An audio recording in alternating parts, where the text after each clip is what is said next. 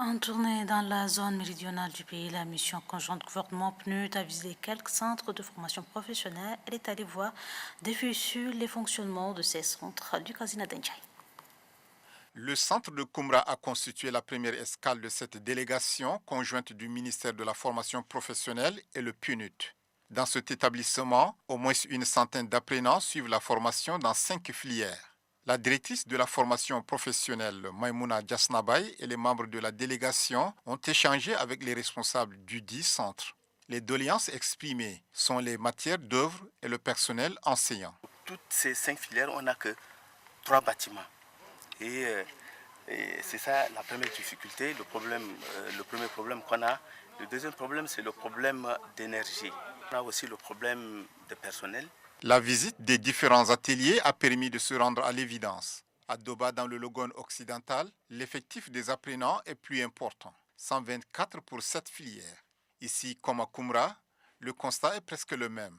Les apprenants de la deuxième année filière mécanique auto, par exemple, utilisent une vieille épave d'une Toyota pour leur pratique. Dans l'atelier de la filière électricité, l'armoire est presque vide. Enseignants et apprenants décrivent la situation. Nous avons énormément de problèmes. Pas de formateurs, pas de matériel pour la formation. Nous sommes manqués de matériaux. Il n'y a rien comme des véhicules à démonter et remonter. C'est très difficile avec nous. À Moundou, le centre ouvert pour l'année scolaire en cours n'a pas de local. Il est logé au centre d'appui technique aux entreprises. Le concours de recrutement des apprenants est prévu pour le 26 février prochain. Mais le manque de matériel risque de compromettre le déroulement du concours. Face à cette situation, voici la réponse de la directrice de la formation professionnelle. Nous avons des problèmes de formateurs en toute sincérité.